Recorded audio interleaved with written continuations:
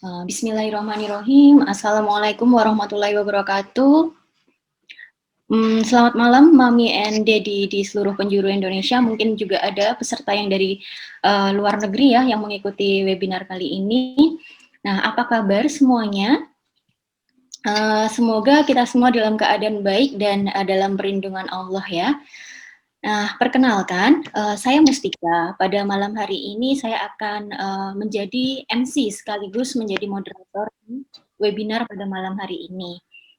Baik, sebelumnya saya mohon maaf, ingin meminta maaf apabila nanti di tengah-tengah sesi webinarnya ada kendala dari saya, seperti suara saya kurang jelas atau tiba-tiba menghilang atau saya tiba-tiba mungkin keluar dari ruang seminar ini.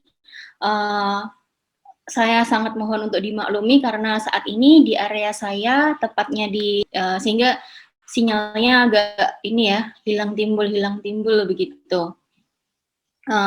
Insya Allah akan ada tim lain yang akan membackup jika kendala seperti ini terjadi. Begitu ya, Mami and Daddy. Nah, sebelum webinar dengan topik perawatan luka pada anak pada malam hari ini kita mulai, mari kita buka forum diskusi ini dengan melafazkan basmalah bersama-sama. Nah, sebelumnya saya mohon izin juga untuk membacakan rundown acara webinarnya terlebih dahulu, bisa menyimak dengan baik rundown yang saya bacakan. Untuk yang pertama pembukaan sudah kita lakukan tadi, kemudian yang kedua adalah pembacaan tata tertib dan juga rundown seperti yang sedang saya lakukan.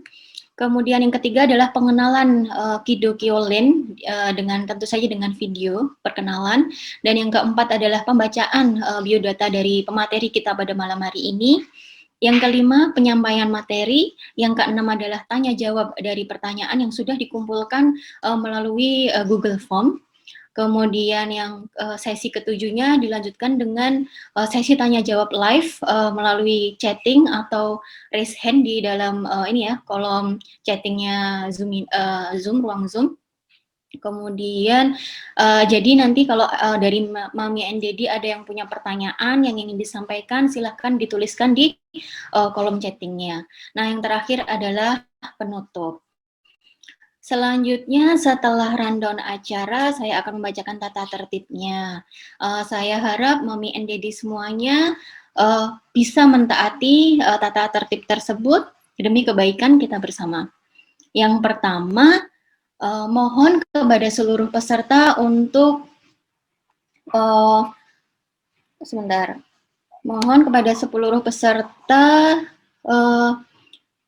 untuk menggunakan nama panggilan pribadi pada tampilan Zoom-nya. Jadi jika belum diganti, mohon diganti sekarang. Tujuannya apa? Untuk memudahkan kami saat memanggil memanggil peserta saat sesi tanya jawab, terutama yang raise hand seperti itu. Nah, yang kedua tata tertibnya adalah fungsi mikrofon akan kami atur dalam keadaan mute atau off supaya seluruh peserta bisa fokus dengan materi yang akan disampaikan dan tidak terdistraksi oleh suara lain. Tapi mungkin mohon maaf, mungkin suaranya akan dari saya karena suaranya hujan deras sangat terdengar ya. Nah, yang ketiga, webinar ini akan dilaksanakan tepat waktu sehingga mohon maaf jika tidak semua pertanyaan akan dijawab. Nah, yang keempat, pertanyaan kami pilih dari pengisian Google Form yang sudah dibagikan ke grup dan pertanyaan yang masuk melalui chatting nantinya. Yang kelima, mohon bertanya dengan bahasa yang mudah dipahami dan sesuai dengan topik. Nah, yang terakhir adalah kegiatan ini tidak ada resumnya ya, tetapi videonya, rekamannya akan diunggah di YouTube Kido Kyolen, sehingga peserta yang mungkin berhalangan untuk ikut pada sesi webinar malam ini akan bisa tetap mendapatkan ilmunya, begitu. Baik, selanjutnya untuk lebih mengenal bagaimana dan siapa Kido Kyolen itu, kami akan menayangkan video tentang siapa dan bagaimana Kido Kyolen. Silahkan disimak ya, Mami and Daddy semuanya. Sebagai seorang wanita yang kelak atau sudah menjadi seorang ibu, sering nggak sih merasa masih kurang ilmu, merasa masih belum maksimal dalam mengasuh anak? atau sebagainya? Jangan khawatir ya Mams, Kidokio Land insya Allah siap membantu Mams untuk terus belajar. Kidokio Land hadir sebagai wadah bagi ibu maupun calon ibu untuk menggali seluk-beluk dunia parenting. Mulai dari persiapan dana pendidikan, tips dalam memberikan makan buah hati, sex education di usia dini, hingga tips mengatasi gangguan tidur. Banyak lagi yang bisa kita bahas di sini. Penasaran kan? Yuk buruan follow Instagram kami di @kidokioland dan temukan banyak info menarik lainnya termasuk info kuliah WhatsApp ataupun webinar. Tak tanggung-tanggung ya, setiap kuliah WhatsApp atau webinar, Kidokioland senantiasa menghadirkan narasumber yang ahli di bidangnya. Jadi, insya Allah semua ilmu yang akan Moms dapatkan berdasarkan bukti ilmiah. Oh iya, jangan lupa subscribe ya Moms untuk terus mendapatkan info di channel kami. With Kidokio, we learn and be healthy for takwa. Masya Allah sekali ya videonya. Baik, selanjutnya sebelum pematerinya kita undang untuk tampil dalam layar Zoom, saya akan menyampaikan atau membacakan biodata pemateri kita pada malam hari ini. Beliau adalah Dr. Abdillah Ridwan Irianto, spesialis bedah plastik rekonstruksi estetik ya, benar.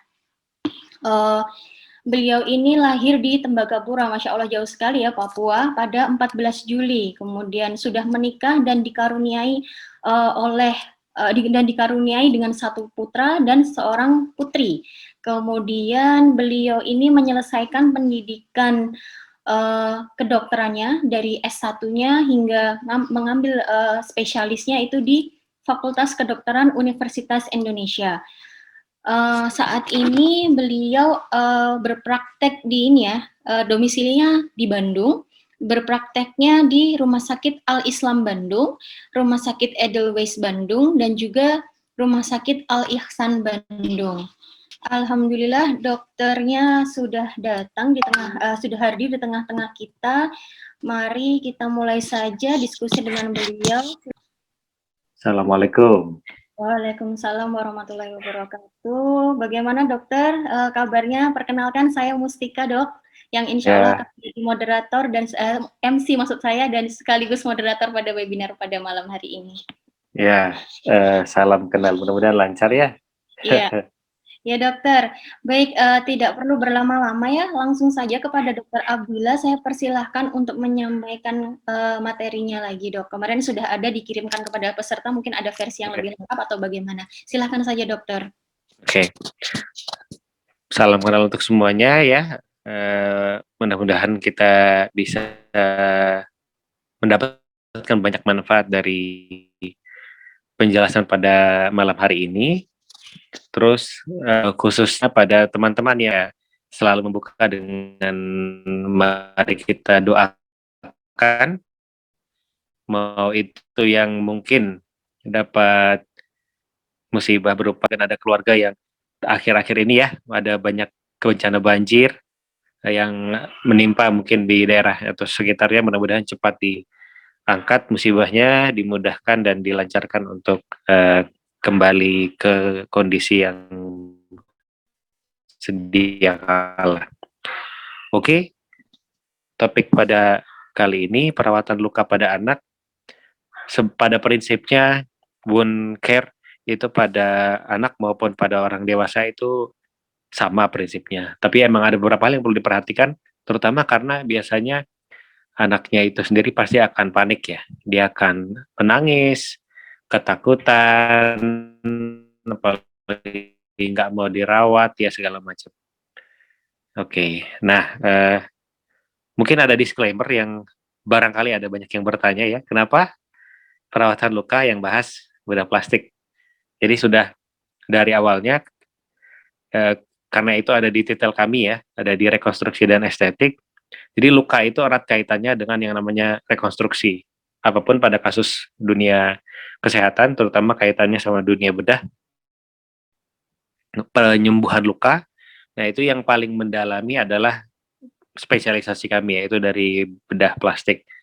Nah, dari awalnya kita yang mempelajari mengenai bagaimana caranya mengatasi berbagai macam, bisa dikenal salah satunya itu luka bakar. Luka bakar itu adalah kasus yang sangat dikuasai oleh bedah plastik, dan luka bakar adalah salah satu contoh penanganan luka yang paripurna, yang sangat menyinggung semua aspek dari perawatan luka. Oke, itu disclaimer aja. Barangkali ada yang bertanya-tanya atau penasaran kenapa perawatan luka yang bahas bedah plastik.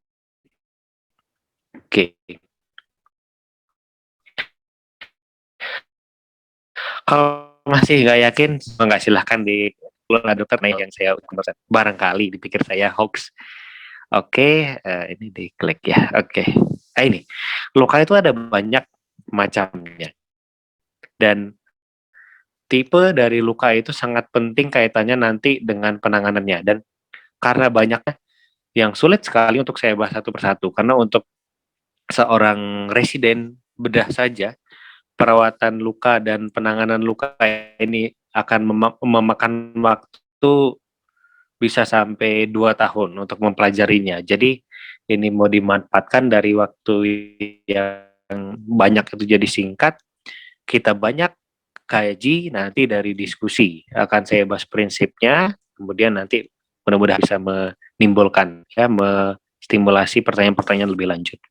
Dari banyak macam penyebab ini nanti akan kita lihat bagaimana penanganannya secara prinsip.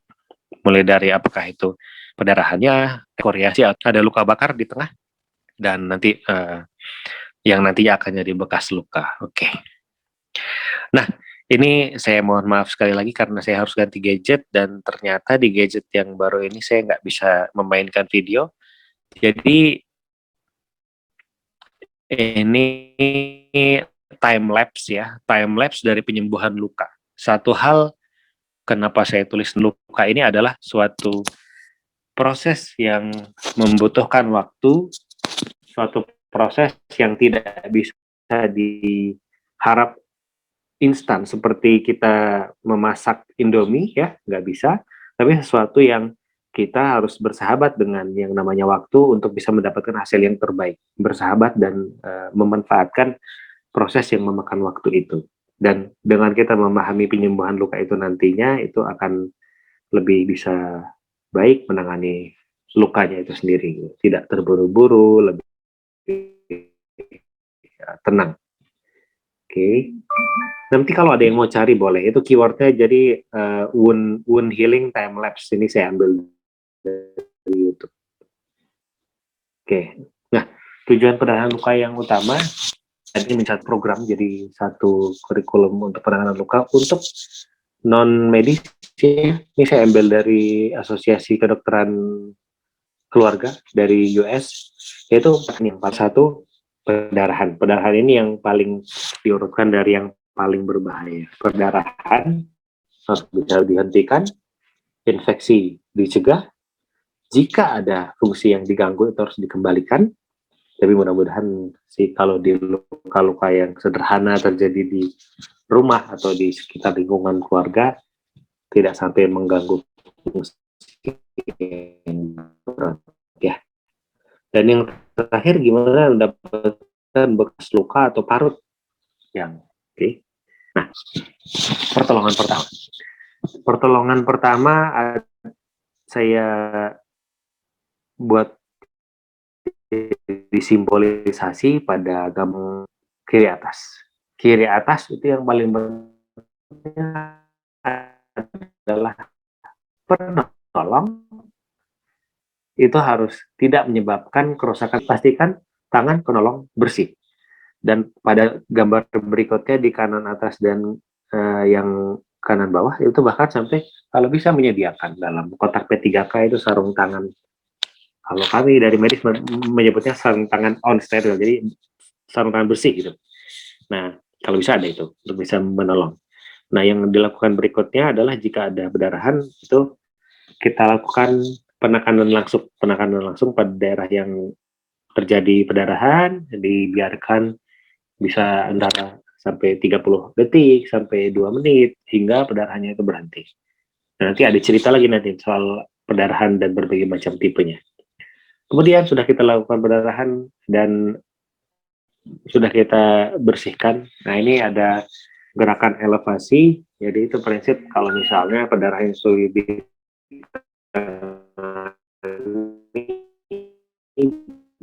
bisa ditinggikan posisi lukanya supaya di prinsip pertama persiapan dari sisi penolong itu jangan lupa. Ada satu hal yang saya barangkali agak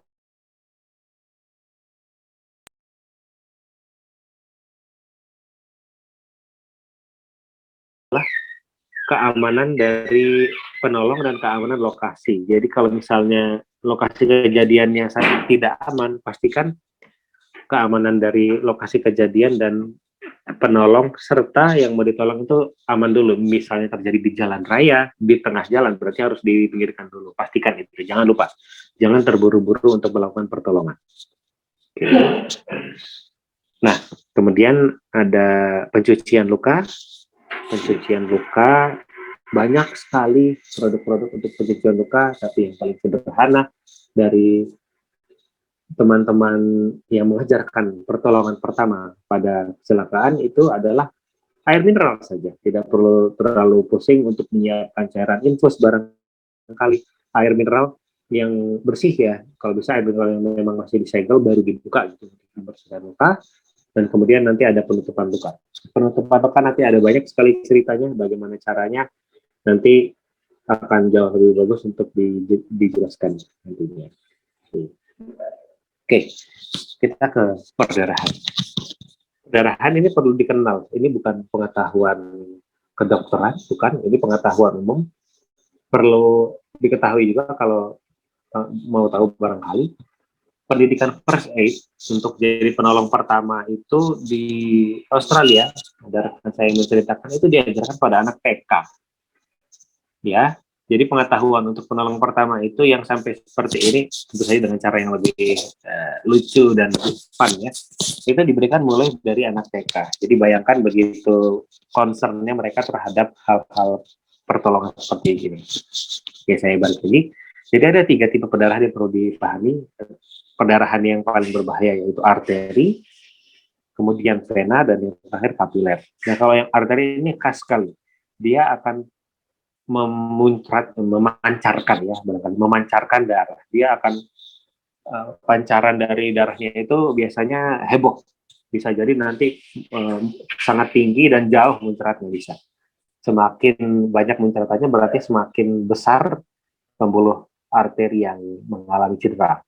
Kemudian dia pulsatil, dia pancarannya itu tidak terus-terusan, tapi pulsatil. Nah, itu sifat dari arteri. Dan warnanya merah terang. Nah, itu tandanya dia darah yang baru keluar dari jantung. Kemudian yang kedua, perdarahan vena. Perdarahan vena, dia mengalir dengan steady, mengalir dengan continue dan terus-menerus dengan pelan. Dan warnanya sudah mulai merah gelap. Nah, ini merupakan ciri dari perdarahan vena.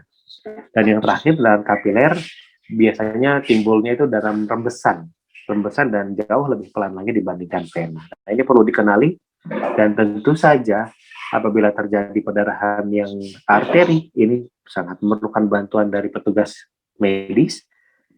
Jadi persiapannya, tujuan akhirnya adalah untuk dibawa ke pusat penanganan lebih lanjut. Sedangkan kalau yang vena atau kapiler masih ada kemungkinan untuk ditangani di rumah sendiri. Oke. Nah, tadi kan kita sudah mempersiapkan penolong, kemudian kita sudah melakukan handle dari perdarahan, kemudian kita sudah tahu perdarahannya seperti apa secara singkat. Kemudian pembalutan luka atau perban ya biasanya. Istilah yang digunakan dalam ejaan resmi sebenarnya pembalutan luka gitu. Cuma orang suka salah karena pembalut itu ya agak cenderung ke satu istilah. Oke, yang paling penting itu adalah kita punya perlengkapan. Sebenarnya intinya harus mempersiapkan kotak P3K versi rumah masing-masing sendiri kelengkapannya.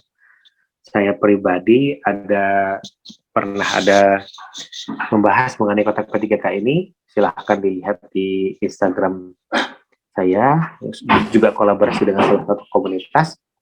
Nah, intinya bahan yang mudah kita dapatkan, tidak sulit. Untuk bahan penutup luka itu idealnya kasa, seperti yang digunakan di rumah sakit atau di klinik. Namun jika tidak ada, dapat kita gunakan kain yang kering dan bersih untuk menutup. Dan tadi sudah dibahas soal cairan pembersih luka, saya rasa. Kemudian alkohol ini persiapan untuk apa? Ini apabila terjadi pada kasus-kasus yang menangani luka yang sudah lama ya, dan sudah timbul ada tanda-tanda infeksi. Nah, ada tempatnya nanti akan digunakan alkohol, tapi tidak pada kasus-kasus yang baru. Nah, kemudian ada 2 baskom atau wadah, yaitu perlu yang bersih dan yang kotor. Ini untuk kita, satu prinsip kita membersihkan luka, dan dari barang-barang yang sudah kita gunakan untuk membersihkan luka jangan sampai tercecer ya. Jadi kita juga prinsip untuk tidak rusak lingkungan, itu sangat penting. Kita perlu gunting, jelas kita perlu gunting untuk menggunting plester barangkali, atau tadi kain kering bersih yang kita gunakan disesuaikan dengan lukanya. Plester atau tape ini untuk memastikan kain atau kasanya itu tetap pada luka, dan ada alternatifnya. Nah, ini saya mohon maaf sekali, saya harus nyebut salah satu merek karena saya nggak tahu genrenya apa ya, tapi pembungkus makanan transparan itu biasanya digunakan di market, minimarket, untuk membungkus buah atau sayur barangkali. Itu salah satu penutup luka yang bagus, apalagi untuk luka bakar. Itu sangat sangat mudah sekali digunakan dan sangat mudah didapatkan. Dan kemudian ada salep antibiotik. Nah, ini lebih ke arah penanganan agar mencegah infeksi dan membantu penyembuhan luka. Itu ada beberapa alternatif. Kalau tidak ada salep khusus, itu madu dan lidah buaya, dan keduanya ini sudah terbukti dengan bukti secara penelitian di dunia kedokteran, manfaatnya sangat bagus sekali. Oke. Dan ini secara prinsipal aja kalau disampaikan teorinya ya. Jadi kita harus rapi. Jadi kalau menangani luka itu jangan serampangan, jangan serabutan, karena kalau serampangan atau serabutan biasanya ada yang terlupa, dan biasanya juga ada kontaminasi kalau kita tidak rapi ya. Jadi harus ada work area, alat kita ditaruh di mana, kemudian kita mengerjakan lukanya di mana, itu juga harus rapi ya. Dan gunting, alat-alat yang digunakan itu kita bisa bersihkan dengan alkohol ya, memastikan alat-alat yang kita gunakan tidak akan membawa infeksi lebih lanjut. Oke, ini ada berbagai macam produk yang bisa digunakan. Presentasi ini tidak di-endorse oleh sponsor yang manapun, jadi jangan khawatir. Kalau ada yang mau bertanya spesifik terkait produk-produk ini, sangat-sangat terbuka, karena bedah plastik adalah konsumen utama dari semua produk perawatan luka yang ada di layar ini. Ya, jadi kami sangat menguasai sekali isinya. Silahkan kalau ada yang mau menanyakan.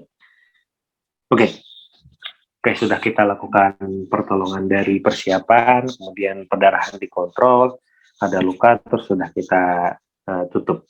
Nah, yang perlu kita pahami berikutnya, kapan balutan perlu dibuka. Nah, nomor 1 yang perlu kita tekankan adalah pada luka yang jelas sudah ditangani oleh pertolongan petugas medis. Jadi sesuai instruksi. Itu jelas. Nah, untuk yang berikutnya, yaitu apabila perban atau balutannya itu basah atau jenuh. Ini tanda harus diganti. Kenapa? Karena luka atau penyembuhan luka yang bagus adalah penyembuhan yang lembab. Bukan luka yang terlampau kering, bukan luka yang terlampau basah atau jenuh. Jadi harus dijaga di tengah-tengah dengan kelembapannya. Kemudian yang ketiga, perban yang kotor, balutan yang kotor itu rentan infeksi. Oleh karena itu jika ada kotor, itu kena tanah, kena minyak barangkali, atau kena kotoran lainnya, itu harus segera diganti. Nah, ini yang berikutnya, mudah-mudahan tidak terjadi, tapi saat penanganan luka, tapi dari lukanya itu timbul tanda-tanda radang yang mengganggu, dia bengkak, kemudian kemerahan, apalagi kalau nyeri, mulai dari nyeri saat ditekan atau bahkan tidak ditekan pun ada nyeri. Ini tandanya ada infeksi yang berjalan di bawah perbannya itu. Nah, ini harus segera dibuka karena harus dievaluasi lukanya untuk penanganan yang lebih serius. Oke. Nah, terus kapan kita mencari pertolongan medis? Nah, lukanya dalam. Luka dalam ini artinya biasanya pada luka-luka yang robek atau sobek, dia menembus seluruh lapisan kulit, bisa sampai ke lapisan lemak, atau amit-amit lebih dalam lagi dia bisa masuk ke otot, atau lebih dalam lagi amit-amit dia sampai tulang. Kalau ini terjadi berarti harus dilakukan diantar ke pusat kesehatan untuk dilakukan pertolongan dari petugas medis. Karena kemungkinan perlu dijahit biasanya. Dan kalau sudah dalam, biasanya sudah akan mengalami pendarahan yang itu tadi, yang vena yang besar atau bahkan sampai ke arteri. Dia pendarahan tidak berhenti. Nah, itu nanti ada ya di poin ketiga. Kalau dia dalam dan atau ada pendarahan arterial, itu perlu pertolongan yang lebih serius. Nah, kemudian luka yang mengeluarkan cairan kekuningan atau kehijauan. Ada penekanan di cairan kekuningan atau kehijauan. Ini tandanya cairan yang keluar dari luka yang harusnya dia berwarna kuning jernih, yang itu adalah namanya seroma, itu cairan plasma tubuh sebenarnya yang dihasilkan pada luka untuk membantu proses penyembuhan luka. Tapi kalau dia sudah terkontaminasi kuman, dia akan berubah warnanya jadi kekuningan atau kehijauan yang relatif kental. Jadi sudah tidak lagi encer. Nah, ini tandanya infeksi dan harus dilakukan pertolongan segera. Dan biasanya kalau sudah berubah warna itu artinya jumlah kumannya sudah sangat signifikan. Oke, kemudian tadi yang ketiga sudah disinggung. Kemudian yang keempat, lukanya kayaknya biasa aja, tapi kok demam.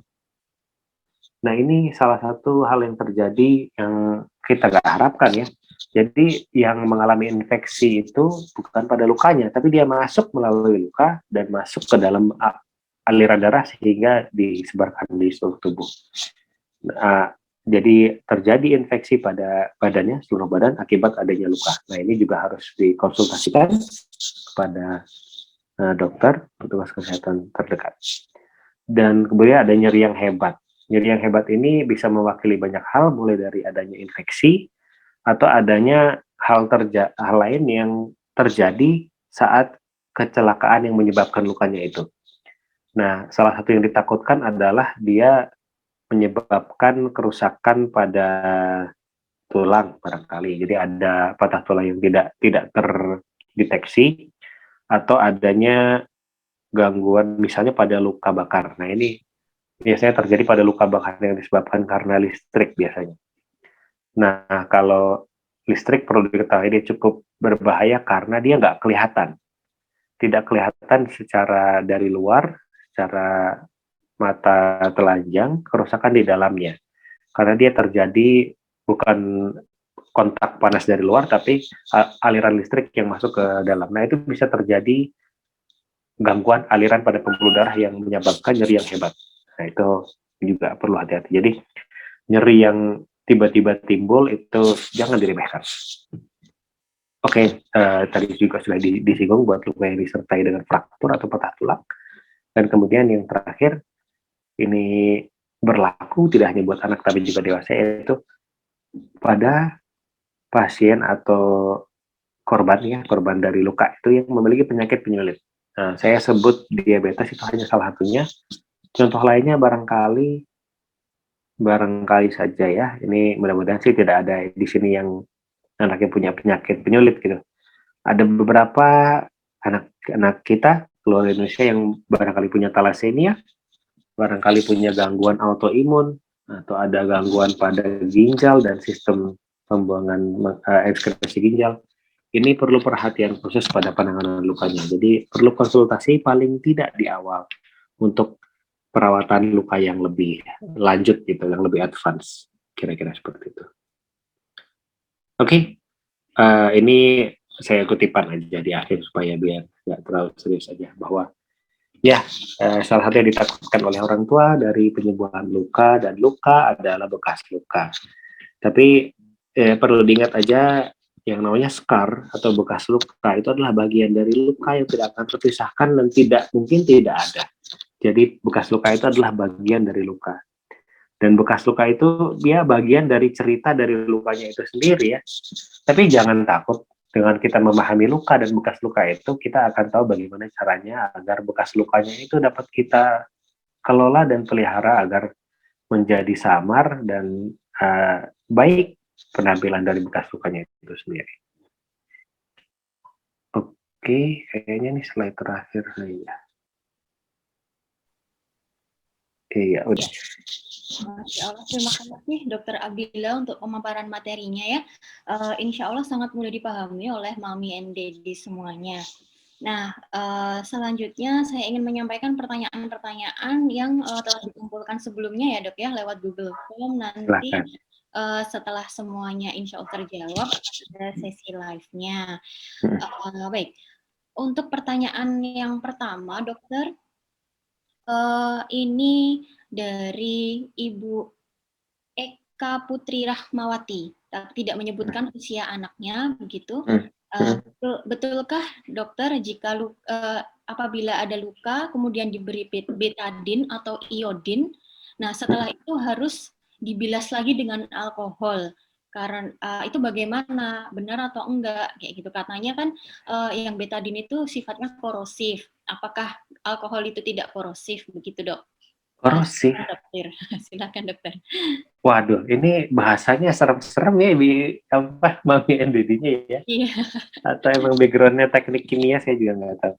Ya, itu salah satu, mungkin mitos kali ya. Saya nggak bisa bilang itu hoax, karena tidak 100% salah. Penggunaan betadin dan alkohol pada luka, oke.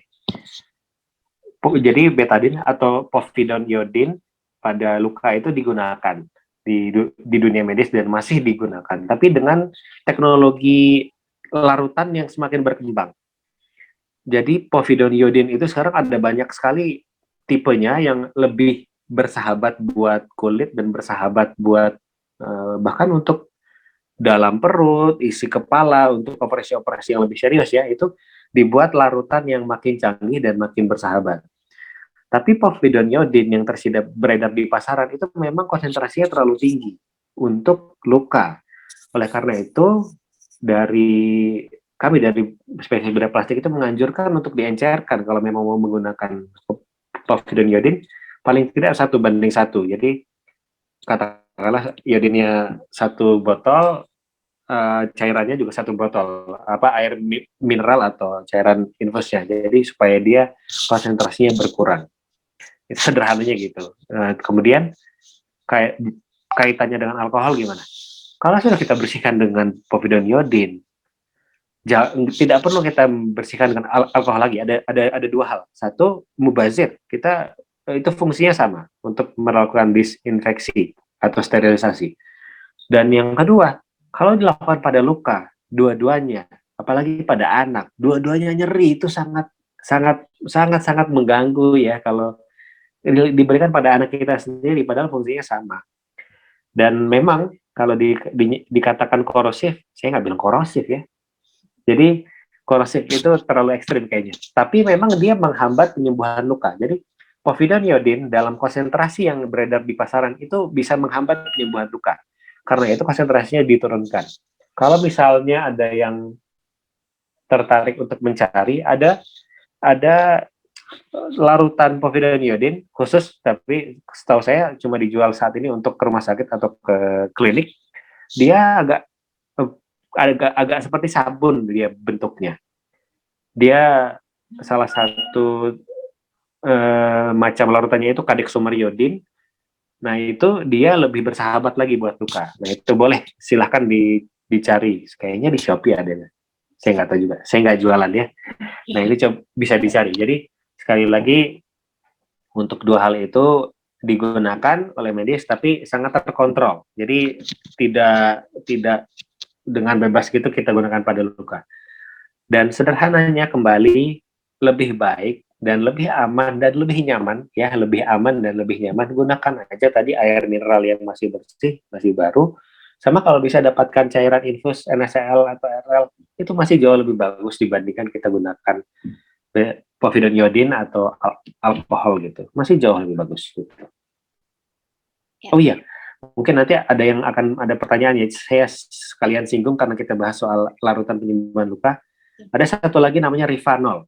Mungkin nanti ada yang nanya tuh enggak. Dia warna kuning. Mungkin zaman orang tua saya dulu itu yang paling rame dipakai. Nah itu sekarang udah ditinggal.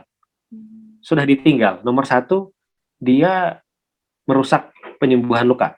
Nomor 2, dia membuat lukanya tuh bentuknya jadi nggak karuan. Jadi bekas lukanya pasti jelek.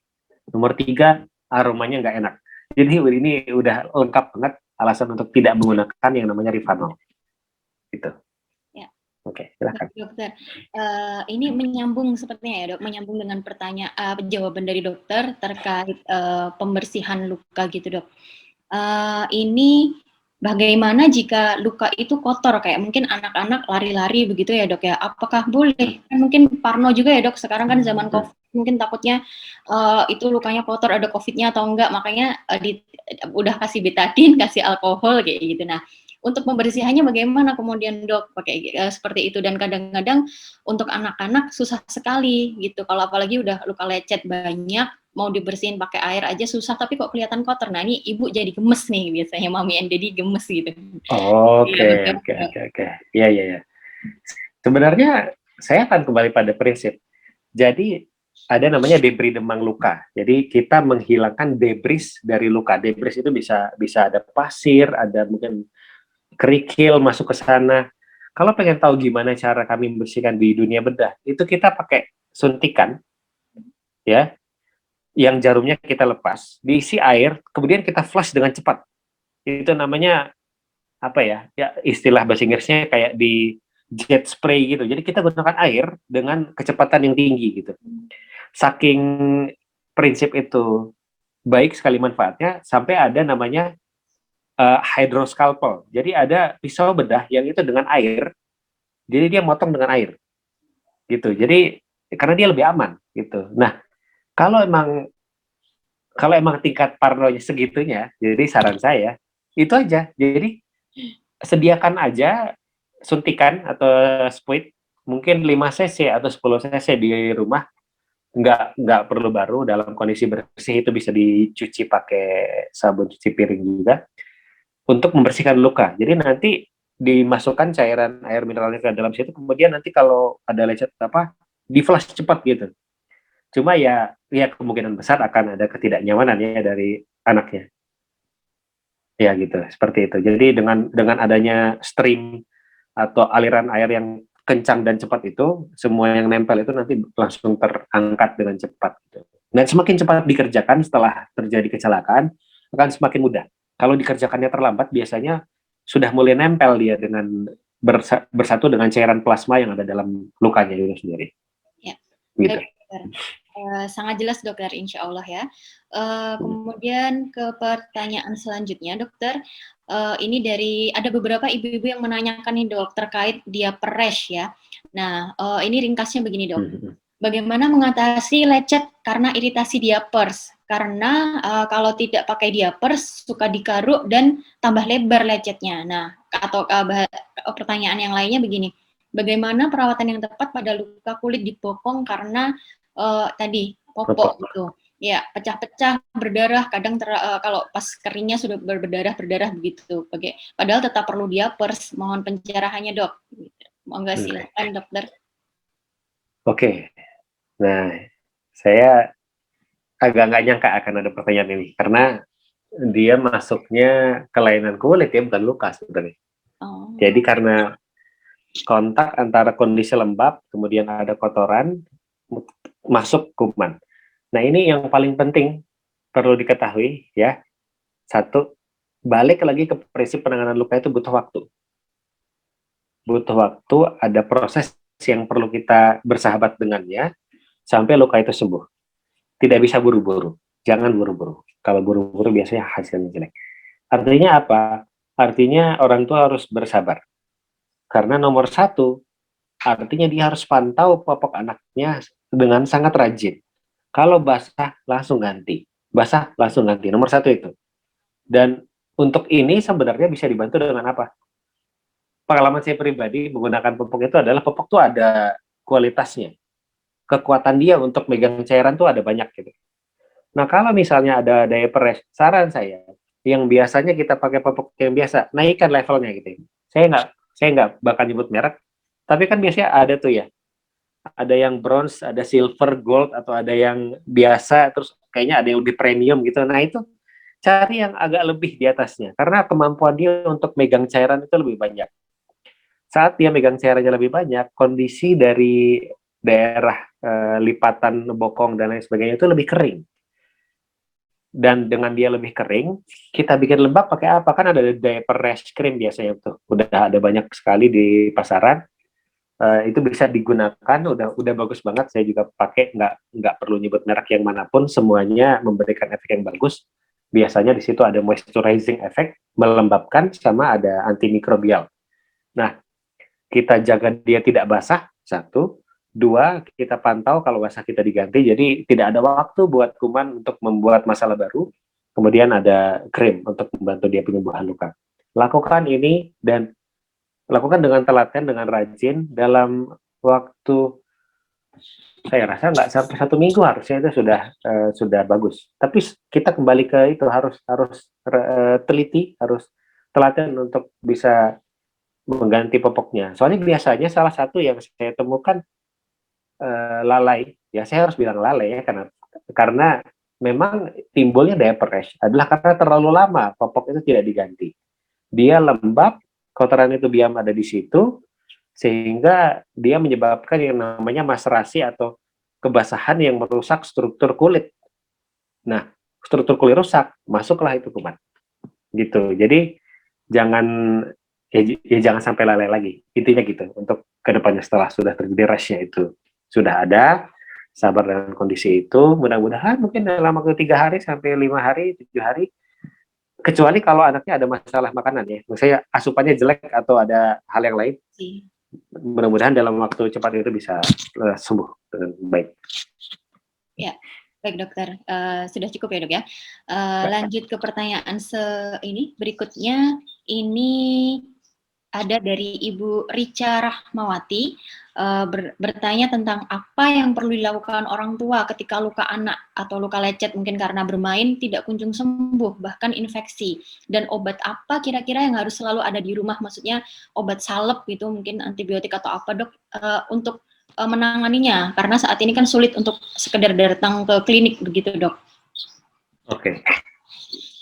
Jadi lecet ya, luka lecet atau ekskoriasi kita sebutnya. Ekskoriasi atau lecet itu adalah salah satu luka yang paling mudah sembuh di dunia bedah. Harusnya nggak ada masalah. Yang penting dari awal itu sudah dibersihkan dengan cairan yang sudah disarankan tadi. Kemudian sebenarnya kalau luka lecet itu nggak perlu ditutup. Jadi asalkan dia tidak basah, apalagi udah ada olesannya tadi nanti ya, kalau ada salep. Kalau dari kami di bedah plastik, biasanya kalau sederhana itu kita pakai salep mata aja. Mungkin ada yang bingung nanti kenapa kita pakai salep mata. Jadi salep mata antibiotik itu kenapa kita sarankan itu? Karena konsentrasi salepnya itu paling bagus untuk menjaga kelembapan. Biasanya kalau pakai salep kulit, dia malah lebih banyak. Karena mungkin saya perlu konfirmasi soal reasoningnya. Kalau masalah kandungan minyak dalam salep kulit itu masih lebih banyak gitu. Jadi dia agak lebih banyak, nggak pas lembabnya. Karena itu kalau seorang ahli bedah plastik habis operasi gitu ya, yang kita pakai itu salep mata, bukan salep kulit untuk merawat luka. Dia lebih bagus sekali untuk penyembuhan lukanya sama buat bisa mendapatkan bekas luka yang bagus. Kalau yang lain yang bisa disediakan apa? Tadi udah ada saran ya, tadi kayaknya di slide udah ada madu, ada lidah buaya, nah itu ada kayaknya bisa dari pasar atau dari kebun sendiri tuh. Nah terus kalau misalnya mau ada, ya kayaknya saya sampaikannya sampai situ aja, karena kalau lebih lanjut saya harus nyebut merek soalnya. Nggak boleh ya dok ya? Nah jangan. Kecuali kalau ada yang nanya nanti, ada langsung nanya merek, saya bisa jawab gitu. Tapi kalau saya pribadi, jangan sampai saya yang nyebut mereknya. Baik gitu. dokter. Saya nyambungin terkait mereknya ya dok ya. Ini di kolom, mohon maaf saya loncat nih dari pertanyaan offline ke pertanyaan yang sudah diajukan di kolom chat terkait terkait dengan merek nih dok. Dok izin bertanya, bagaimana penanganan luka lecet pada anak akibat biang keringat yang digaruk? Apakah Betason N Cream tetap aman digunakan? Silahkan dokter. Biang keringat yang digaruk ya. Oke. Betason N Cream. Betason and cream. Ya, saya akan balik pada prinsipnya. Jadi biang keringat yang digaruk itu dia ada masalah satu basah, tidak dibersihkan, timbul reaksi dari luka ya. Dia karena ada sumbatan pada pori-pori, kemudian dikasih Betason and cream. Yang paling penting itu sebenarnya adalah keringatnya yang dikelola. Diatur ya kalau pakaian sudah basah, udah banyak keringat, itu antara pakaian diganti atau emang sudah waktunya mandi. Jadi jangan masalah utamanya diabaikan gitu. Masalah keringat yang banyak ini harus diatasi dulu. Kemudian ada biang keringat dan ada lecetnya. Lecetnya balik ke prinsip lecet yang tadi. Yang penting dia bersih, dia lembab, dia akan sembuh dengan cepat. Jadi sebenarnya saya nggak perlu bahas merek krimnya juga nggak ada masalah sebenarnya. Tapi saya agak khawatir kalau pakai Betason N. Kenapa? Karena dalam krim itu ada namanya kortikosteroid. Ini kandungannya memang anti radang. Tapi kalau penggunaannya tidak sesuai, atau misalnya nih, ngolesnya ketebelan, atau terlalu luas, dia itu akan menghentikan pertahanan kulit.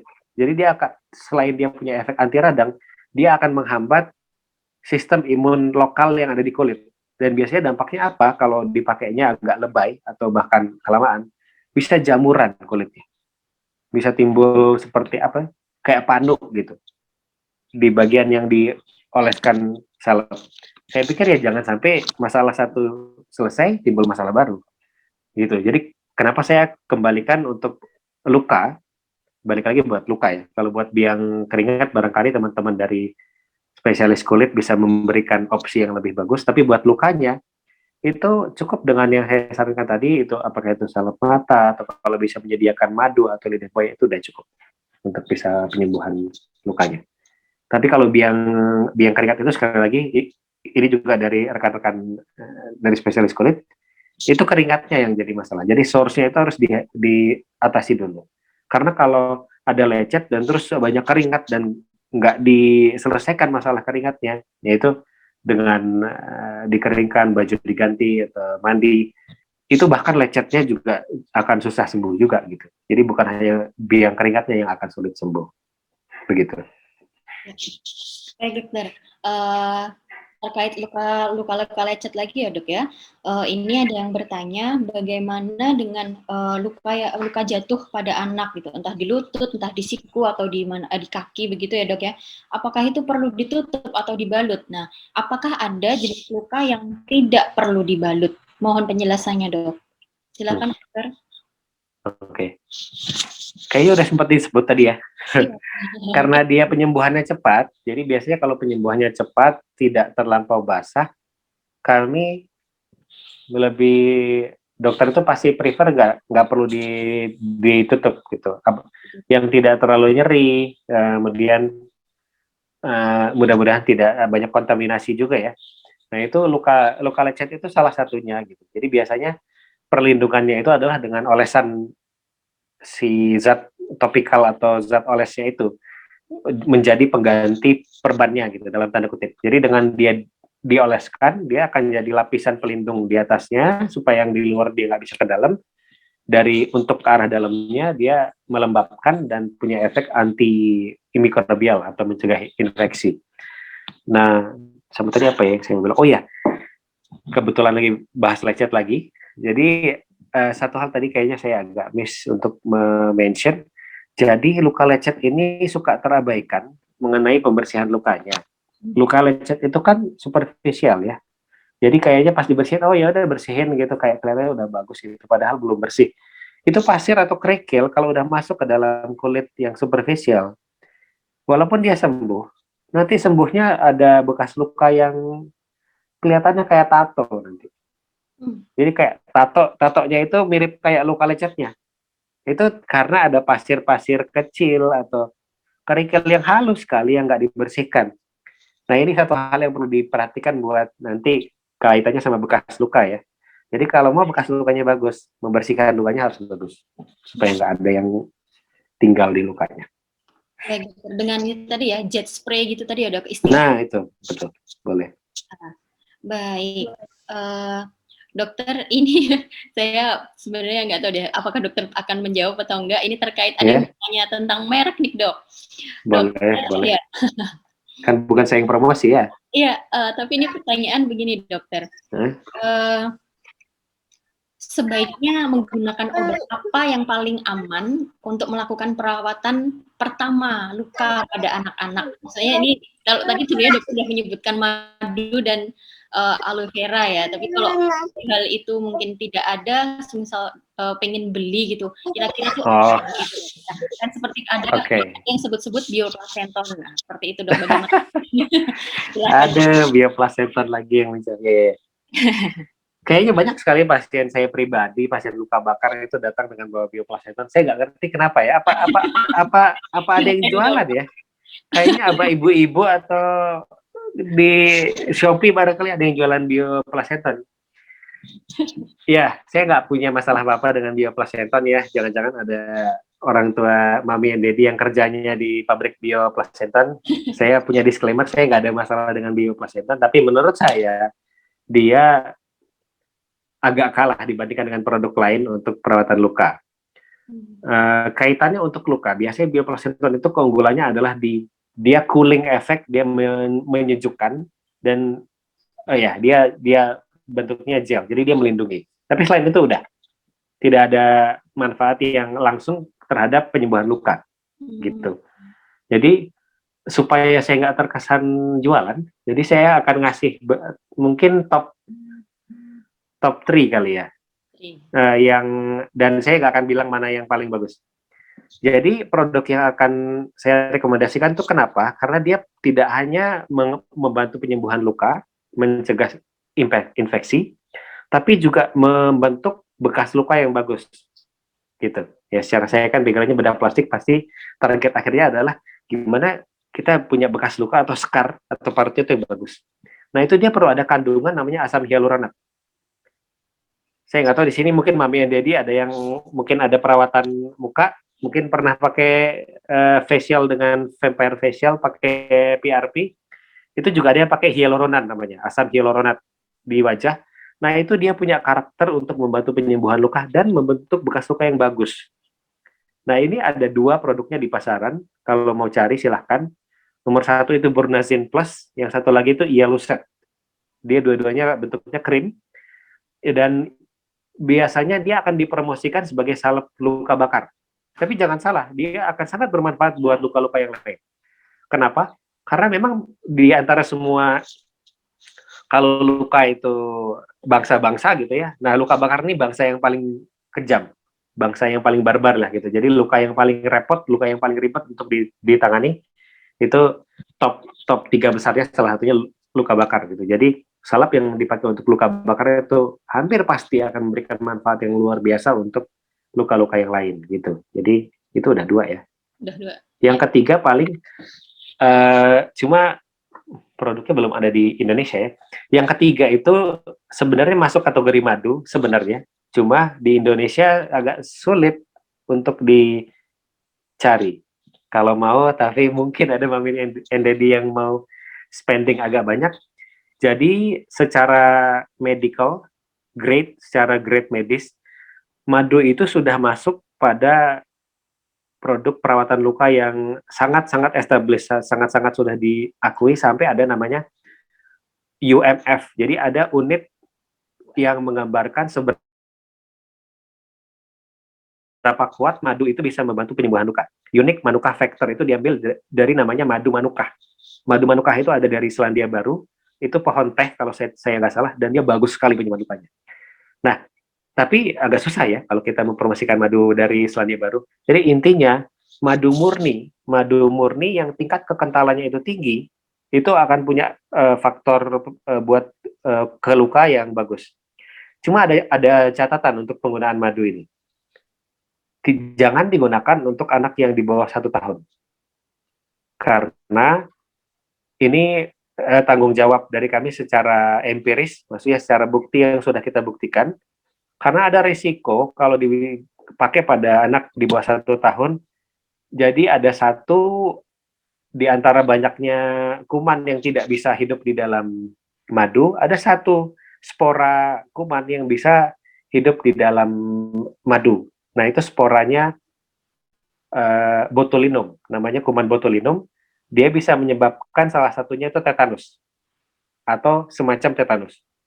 Nah, untuk anak yang sudah di atas 1 tahun itu pada umumnya dia sudah memiliki antibodi yang cukup kuat, terutama dari vaksin dan lain sebagainya, udah beres vaksinnya. Jadi dia aman untuk digunakan madu. Tapi yang untuk di bawah 1 tahun jangan, ada resikonya. Gitu. Jadi untuk yang itu saya akan balik kepada rekomendasi nomor 1 sama 2, produk-produk krim yang ada asam hyaluronat tadi yang saya sebutkan. Gitu. Saya ulang ya dok ya, berarti ada salep, yang pertama salep yang mengandung asam hyaluronet, yang kedua salep untuk luka bakar, yang ketiga yang tadi dari madu manuka yang ada. Nomor 1 sama 2 itu sama sebenarnya. Ya dok ya. Jadi nomor 1 sama 2 itu sama-sama produk salep luka bakar. Oh gitu, baik-baik. Nah, jadi karakteristiknya sama, cuma tadi nama yang saya sebut beda. Yang satu Burnazet, satu Ialuset. Oh, jadi dua-duanya salep luka bakar. Nah, biar nggak semuanya dari luka bakar, saya kasih yang ketiga madu dari ya gitulah kira-kira. Baik dokter, nyambung ke ini dok, saya lompat ke ini ya dok ya, ke pertanyaan chatting, soalnya nyambung banget tadi terkait bioplacental. Ada yang nambahin bagaimana dengan trombopop kalau anak kejedot gitu dokter, itu bagaimana? Oke, good. Pertanyaan bagus sekali. Dan sebenarnya ya antara bisa nyambung atau nggak nyambung dengan topik luka ya. Kalau saya mungkin paling tepatnya bukan kejedot ya, tapi memar. Memar yang terjadi saat kecelakaan. Artinya dia nggak ada luka. Jadi kulitnya tuh utuh. Cuma ada perdarahan kecil di bawah kulit. Jadi ada pembuluh darah kapiler kecil-kecil, karena benturan dia pecah. Dan itu yang menyebabkan dia memar.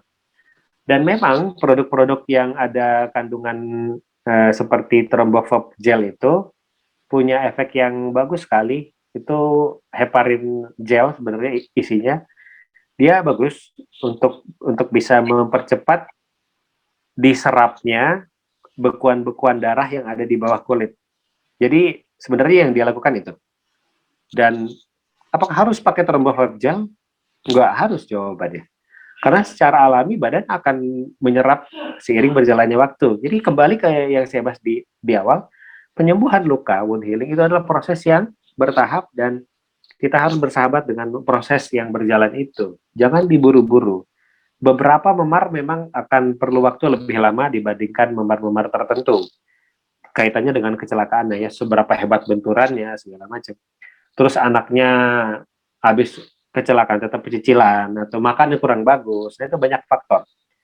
Tapi memang penggunaan Thrombophob gel itu membantu mempercepat, tapi tidak wajib untuk digunakan.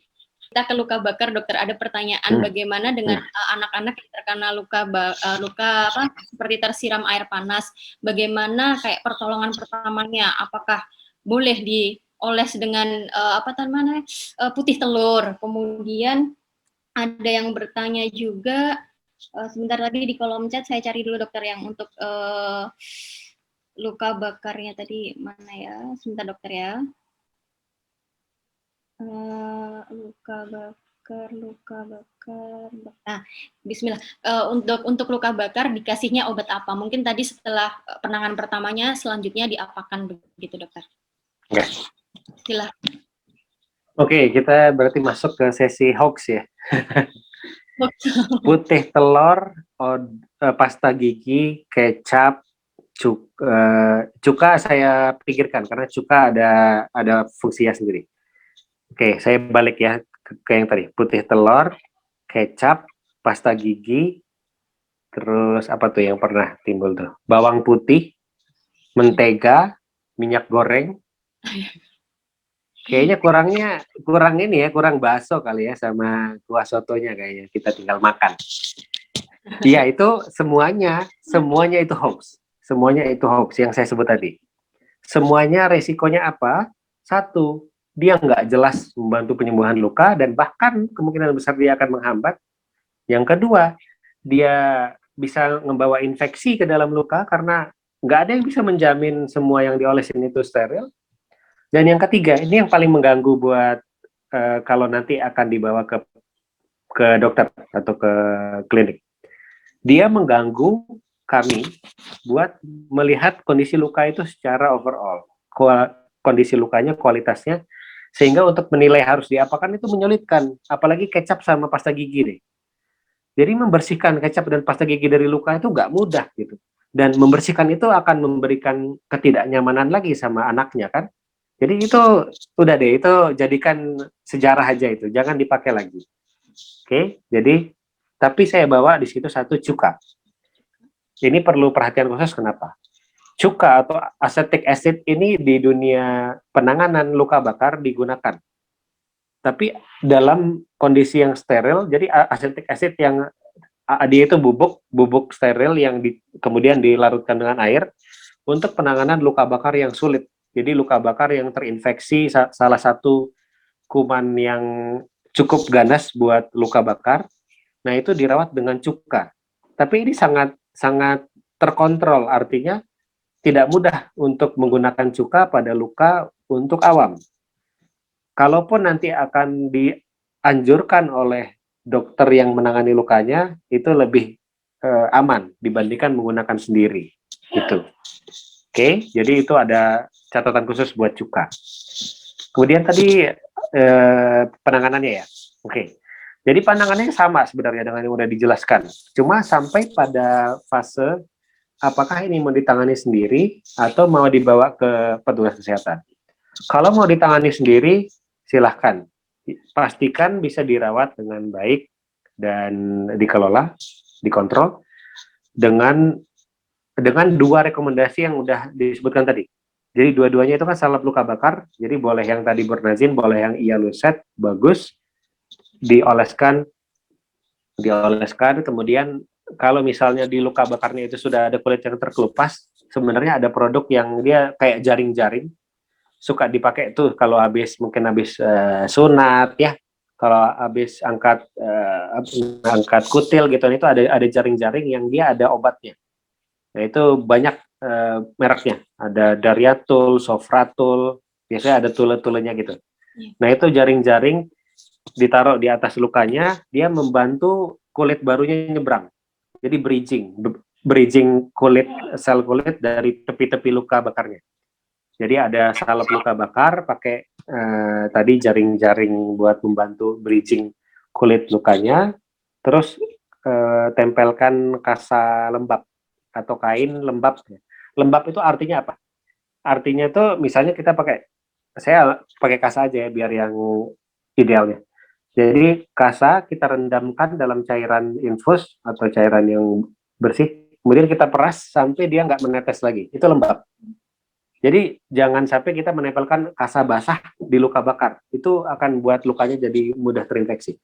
Kasa lembab, dan itu tipis saja kasa lembabnya, baru di atasnya pakai kasa kering dan tutup pakai plester. Itu kalau mau ditangani sendiri. Tapi kalau tidak mau ditangani sendiri, oh ya, itu dilakukan kalau luka bakarnya agak luas atau dalam. Ya. Kalau misalnya kecil, superficial, sebenarnya dioles dengan salep krim tadi, salep luka bakar cukup. Tapi kalau misalnya diputuskan untuk dibawa ke petugas kesehatan, nggak perlu pusing-pusing. Tadi tips saya pakai yang plastik transparan yang buat bungkus buah tuh. Langsung di-roll, digulung bungkus pakai plastik itu, langsung bawa ke klinik. Itu udah yang paling bagus. Satu, dia transparan, melindungi dari ada infeksi, dan kita untuk melihat lukanya langsung kelihatan dari luar. Itu sangat membantu. Baik dokter, kita beralih ke perdarahan dokter. Ada pertanyaan bagus seputar perdarahan dokter dari Ibu Nedia Silmi. Dokter, mohon izin bertanya, bagaimana dengan penanganan perdarahan? Apakah cukup dengan tadi ditekan dan ditinggikan ya tadi dokter ya? Bagaimana dengan diberikan es batu? Begitu dokter. Maksudnya es batu? Iya, es batu. Mungkin kalau saya juga ditempelkan maksudnya? Ditempelkan. Oh iya. Oke. Oke. Oke, untuk perdarahan, apakah cukup penanganan seperti itu aja? Oke, jadi sebenarnya materi untuk penanganan perdarahan itu sendiri itu punya waktu 2 jam. Dalam kurikulum penolong pertama, pada pertolongan pertama kalau mau jadi caregiver, dia punya materi sendiri 2 jam. Belum ujiannya, gitu. Jadi itu saya singkatkan yang paling simple sebenarnya.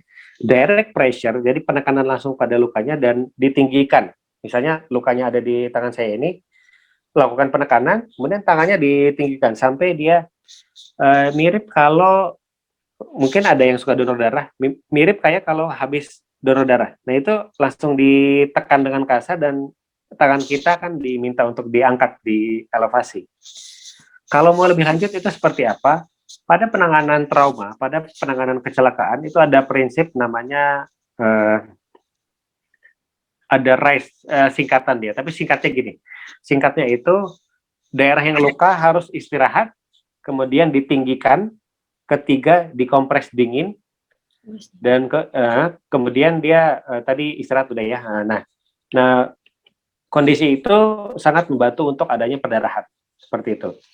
Tapi dalam jangka panjang itu nggak bagus karena kalau dingin nih, kalau habis kecelakaan kemudian dia itu didinginkan, itu hanya efektif untuk 24 jam pertama. Jadi buat hari pertamanya aja. Ini secara penanganan kecelakaan ya. Jadi untuk yang di awal itu cocok, nggak ada masalah. Karena ini sejalan dengan prinsip misalnya mimisan. Mimisan itu salah satu penanganannya itu di bagian pangkal hidung dikompres pakai air dingin atau es batu. Itu bisa. Bisa, tapi ada waktunya ya kan. Tadi rekomendasi saya itu kira-kira penanganan itu dalam waktu 30 detik sampai mungkin 5 menit dilakukan. Kalau masih ada perdarahan terus-menerus berarti perlu pertolongan yang lebih serius. Gitu. Biasanya soalnya dengan penekanan langsung, elevasi tadi ya, istirahat, kemudian dikompres dingin boleh silahkan. Nah, kalau itu kita lakukan efektif dalam waktu 5 menit atau kurang, harusnya perdarahannya sudah berhenti. Kecuali dia perdarahan arterial. Kalau dia arterial, semua yang saya bilang tadi nggak ada manfaatnya. Jadi dia si aliran langsung dari pembuluh darah arterinya itu punya kekuatan untuk melawan terus penekanan kita gitu. Penekanan pressure dari kita angkat itu bisa ngalir terus. Bahkan saat dibalut dia akan rembes terus. Jadi biasanya ada tips tambahan kalau dia perdarahan arterial itu salah satunya dengan kasaknya jadinya dibuat tebal banget ya, terus diikat gitu di bagian yang ada perdarahannya. Ada satu lagi namanya prinsip tourniquet gitu. Saya nggak bisa berikan di sini karena agak berbahaya karena dia mengikat bagian yang akan dihentikan perdarahannya. Ada caranya. Sebenarnya kalau mau di googling silahkan aja, tapi at your own risk ya, itu ada resikonya. Tourniquet namanya. Nah itu tourniquet, nanti saya ketik di chat ya kalau ada yang mau nyari. Nah itu beberapa teknik untuk menghentikan perdarahan. Nah yang paling penting prinsipnya adalah kita tahu kapan perdarahan itu bisa kita atasi dan kapan kita harus bawa ke dokter atau ke petugas kesehatan. Mudah-mudahan bisa menjawab ya. Ya, baik, intinya kalau lukanya itu tidak luka yang dalam gitu ya, luka dalam dan besar tadi dengan prinsip tekan, tinggikan dan juga mungkin kompres dingin bisa ya dok ya. Ini seperti itu. Baik, dari luka ini ada yang bertanya tentang hal-hal yang mendukung penyembuhan luka katanya. Bertanyanya dari Ibu Siska Ardiasih. Dokter, makanan yang boleh dan tidak boleh untuk masa penyembuhan luka apa saja ya dok ya? Saya juga pernah dengar nggak boleh amis-amis kayak gitu dok. Iya. Silahkan dok. Oke, kita masuk segmen hoax lagi berarti ya. Ini saya paling suka nih. Saya paling suka kalau udah bahasnya mitos sama hoax. Ya. Oke, saya akan cerita sederhana aja soal luka bakar nih. Saya balikin selalu ke luka yang paling sulit ditangani. Makanan yang paling dianjurkan buat luka bakar saat di awal kondisinya masih berat sekali, itu kita tulis ekstra putih telur. Dan itu salah satu ya mitos yang berkembang di masyarakat, makanan amis-amis itu ikan, daging, semua yang mungkin katanya bilang takut alergi atau apa, itu malah yang akan menyembuhkan luka. Jadi protein hewani maupun protein nabati itu salah satu sumber makanan ya yang akan diubah jadi bahan baku buat penyembuhan luka gitu. Jadi justru itu harus banyak. Bahkan kalau di luka bakar, biasanya kalori makan dia 1.500, kita minta dinaikkan jadi 3.000. Jadi 200%, 100%, sorry. 100% dari menu dia yang biasanya. Justru harus ditambahkan. Jadi nggak ada pantangan untuk penanganan luka. Makanannya itu semua dikasih. Kecuali yang haram kali ya. Yang haram jangan dimakan. Nah, terus jelas kalau misalnya ada alergi, misalnya dia emang dari awal ada alergi susu sapi misalnya, jangan berikan yang sudah ada. Itu udah jelas gitu. Kalau dia emang sudah ada alergi terhadap makanan tertentu, jangan diberikan. Itu akan memperburuk proses penyembuhan luka. Tapi kalau dia nggak ada alergi, itu bukan makanan yang haram, itu akan memberikan efek yang bagus buat lukanya. Sangat-sangat perlu untuk diberikan. Jangan takut memberikan apa tuh yang amis-amis, ikan. Nih, justru salah satu zat yang kita resepkan untuk pasien-pasien yang ada gangguan penyembuhan luka, salah satunya luka bakar, karena protein badannya namanya albumin itu turun. Nah itu dinaikkannya dengan apa? Ekstrak ikan gabus atau makan ikan gabusnya langsung. Dan ikan-ikan yang lain. Ini tidak mendiskreditkan semua ikan-ikan lain. Semua ikan itu punya kandungan yang bagus untuk meningkatkan protein total dalam tubuh. Dan protein total ini yang akan digunakan untuk penyembuhan luka. Ya, jadi saya udah breaking semua hoax-nya ya. Itu sangat perlu karena itu bahaya. Karena kalau itu tidak diberikan sama anak yang sedang ada luka, penyembuhan lukanya jelas jadi lebih panjang. Yang ditakutkan malah nggak sembuh-sembuh. Dan kalau dia nggak sembuh-sembuh, dia akan masuk jadi yang namanya luka kronik. Luka kronik ini sembuhnya lebih susah, bekas lukanya akan lebih jelek, amit-amit lebih jelek. Gitu. Ya, baik dokter. Cukup dokter. Ini berkaitan dengan hal lain imunisasi dokter. Dihubungkannya dengan luka tadi ya dok, maksud saya. Dok, bertanya kalau ada anak, apa perlu langsung diimunisasikan supaya terhindar dari tetanus begitu dok? Oke, good. Ini bagus banget pertanyaannya. Nah, ini saya akan kaitkan dengan apa yang dilakukan sama seorang petugas medis kalau ketemu luka. Jadi kita langsung pertanyaan pertama yang ada dalam pikiran kita adalah dia umurnya berapa? Karena itu kaitannya nanti dia udah dapat vaksin apa aja ya. Karena itu memang penting. Kalau dia misalnya udah dapat DTP-nya udah lengkap, DTP udah dapat semua, kami lebih tenang, nggak perlu diberikan. Tapi kalau misalnya udah besar gitu, udah dewasa, kan udah nggak hafal. Udah kapan vaksin terakhir gitu. Jarang sekali orang dewasa nyimpen kartu vaksin. Mungkin vaksin juga enggak kali gitu. Jangankan kartunya, vaksinnya aja enggak. Untuk kasus yang tidak kita ketahui, kita akan masukkan tetanus.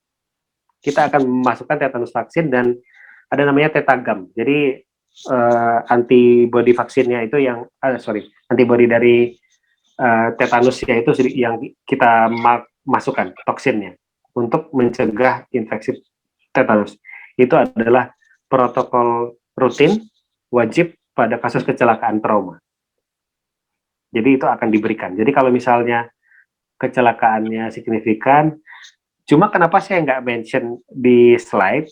Karena saya pribadi sebenarnya optimis gitu.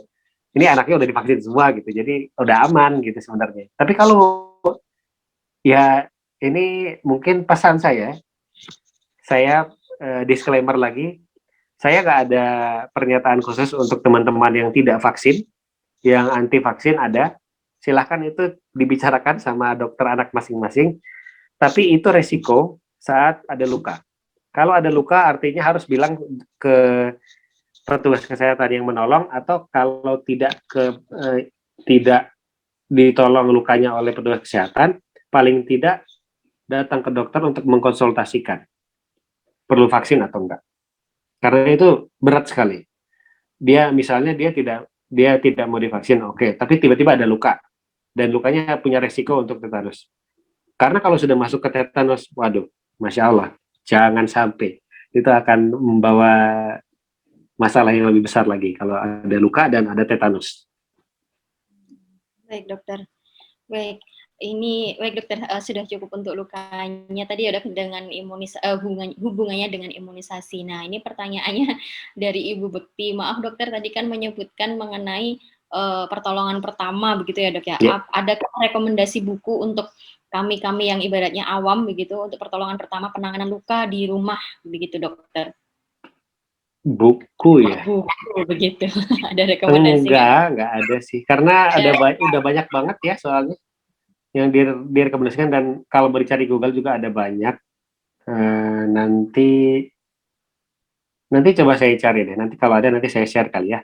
Tapi sejauh ini yang saya pernah cari waktu itu untuk bikin materi soal kotak P3K, ya alhamdulillah sih nggak ada yang aneh-aneh ya, yang bikin panduan soal pertolongan pertama. Cuma saran saya, cuma sayangnya ini kita dari kondisi pandemi ya. Saran saya sebenarnya di Indonesia itu sudah ada banyak penyelenggara pelatihan atau workshop untuk jadi penolong pertama untuk awam. Ada banyak. Salah satunya yang saya bergabung di dalamnya di Bulan Sabit Merah Indonesia, itu masih rutin mengadakan, tapi jadwalnya udah mulai dibatasi karena pandemi. Tapi ada banyak yang lain, ada dari Mercy, dari PMI pun ada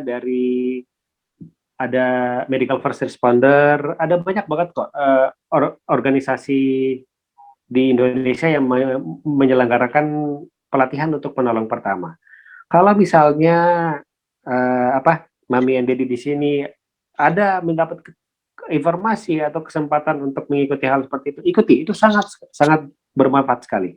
Kalaupun bukan kecelakaan itu terjadi pada keluarga kita, paling enggak mungkin kita lagi jalan-jalan, kita lagi di mana, kita bisa bantu siapapun yang ada di sekitar kita. Jadi saya malah merekomendasikan kalau membaca buku itu mudah, tapi yang didapatkan dari situ tuh sedikit. Akan jauh lebih banyak yang didapatkan kalau bisa mengikuti workshop. Gitu. Ya, baik dokter. Ini tadi sudah bahas luka, perdarahan, imunisasi, dan juga pertolongan pertama, bahkan sampai buku. Ini di 9 menit terakhir ya dok ya. Ada yang bertanya, ada 2 orang terkait bekas luka. Bagaimana dokter cara menghilangkan bekas luka yang menghitam pada anak-anak? Apa obat yang aman begitu dok? Bekas luka yang menghitam. Iya, jadi warnanya lebih gelap daripada kulitnya ya. Oke. Ini ada yang menyebut merek, apakah dengan bio oil itu apakah bagus, apakah rekomend? Mungkin dokter pernah mendengar bio oil. Oke, ini saya baru dengar ya, jadi saya nggak bisa ngasih testimoni apa-apa. Oke, luka yang menghitam. Oke. Kita akan masuk topik yang baru berarti di penanganan bekas luka. Yang perlu diketahui, bedah plastik sendiri sudah menangani bekas luka itu sudah bisa dibilang ratusan tahun, karena dari 1700-an ya. Senior saya sebelum ini sudah menangani bekas luka, keloid, parut hipertrofik, parut hiperpigmentasi. Jadi yang dikenal dengan kulit yang menghitam itu namanya parut hiperpigmentasi. Dia ada kadar pigmennya lebih tinggi. Dan sampai sekarang tidak ada satupun terapi yang memiliki hasil yang sangat bagus untuk membuat bekas luka itu ideal. Tidak ada satu terapi pun. Artinya apa? Artinya kalau ada bekas luka yang jelek, kita akan biasanya memberikan pilihan multi terapi. Jadi beberapa terapi diberikan pada bekas luka itu. Nah, kaitannya dengan bekas luka yang sudah menghitam, yang perlu diketahui nomor 1, bekas lukanya udah berapa lama. Karena definisi bekas luka yang sudah matang, yang sudah selesai proses penyembuhan lukanya itu antara 3-6 bulan dari kejadiannya luka. Nah, kalau dia rentangnya itu masih ada di dalam kurang dari 6 bulan, itu masih ada proses penyembuhan luka yang berjalan. Jadi rekomendasi kita adalah sebenarnya luka yang baru sembuh itu, saran dari kami, dari bedah plastik itu, kalau dibawa keluar rumah, itu sudah tertutup, apakah itu dengan olesan salep tertentu, atau diberikan sunblock. Karena luka yang baru, kulit yang baru sembuh, itu sensitif dengan ultraviolet. Kalau dia terpapar banyak, dia akan memancing pigmennya untuk menumpuk di bagian bekas luka itu, sehingga warnanya akan lebih gelap. Oleh karena itu, kenapa kita anjurkan penggunaan sunblock.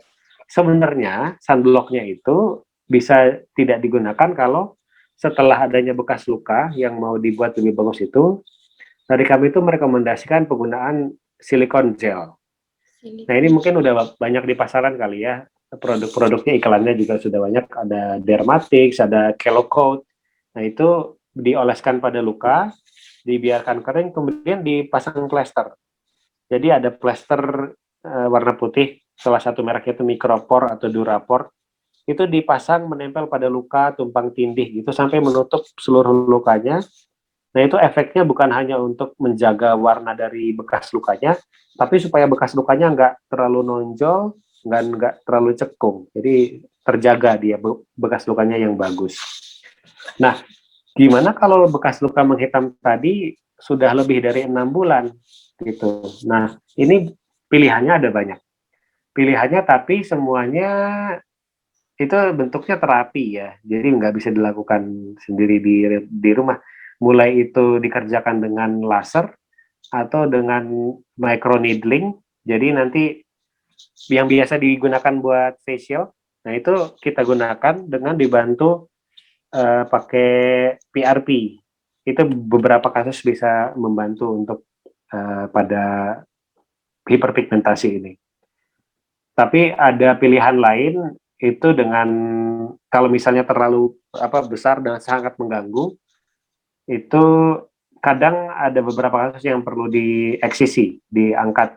Jadi emang kita buang sama sekali. Tapi kalau perlu sih jangan sampai situ ya. Gitu, tidak perlu diangkat lah ya. Baik dokter, alhamdulillah ya ini sudah terjawab semua, baik pertanyaan via Google Form maupun yang langsung ditulis di kolom chatting. Oke. Ya. Alhamdulillah. Ini sudah 4 menit terakhir dokter. Baik, tidak terasa ya sudah di penghujung acara begitu. Sungguh seru.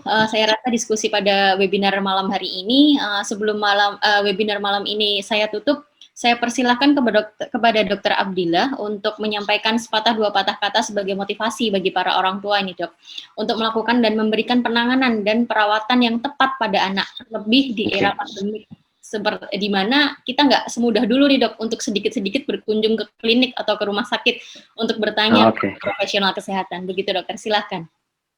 Oke. Ya, nomor 1, yang paling penting itu kaitannya dengan informasi ya. Karena apalagi di era yang informasi berseliweran di mana-mana, mungkin nggak hanya buat bidang luka, tapi buat kesehatan juga, buat hal-hal yang lain. Informasi apapun yang paling penting kalau sudah kita terima itu harus dikonfirmasi, diklarifikasi apakah itu informasi yang betul atau enggak. Jelas kalau kita konfirmasi harus tanya pada memang orang yang kompeten di bidangnya, nomor 1. Jangan serta-merta kita ambil mentah-mentah informasinya. Kalau perlu konfirmasi ke 2 atau 3 orang. 1 itu.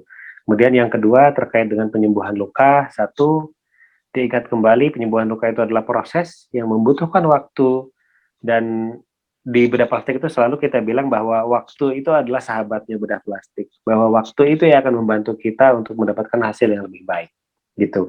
Jadi harus sabar dalam proses menangani luka gitu. Dan mungkin kaitannya dengan era pandemi mungkin kita bisa banyak belajar ya dengan pandemi ini. Ada berkahnya, diantaranya kita jadi banyak memiliki mungkin hobi baru atau mungkin skill-skill baru, dan diantaranya dengan penanganan luka ini kita harus bisa jangan kalah dengan keluarga-keluarga di luar Indonesia sana yang sudah memiliki kemampuan penanganan atau survival barangkali ya, survival di keluarga itu dengan lebih bagus gitu, diantaranya dengan penanganan kecelakaan atau luka ini. Jadi jangan sungkan untuk terus update ilmu supaya tidak hanya menolong keluarga sendiri tapi bisa menolong siapapun dan jadi manfaat buat sekitar kita.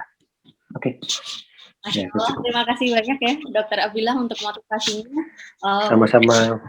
Mudah-mudahan ilmu yang kita dapatkan pada malam hari ini bermanfaat, terutama dalam memberikan penanganan dan perawatan luka yang tepat untuk anak kita dan keluarga kita. Dan mudah-mudahan apa yang disampaikan oleh Dr. Abdillah bisa menjadi amal jariah bagi Dr. Abdillah dan keluarga. Amin ya rabbal alamin.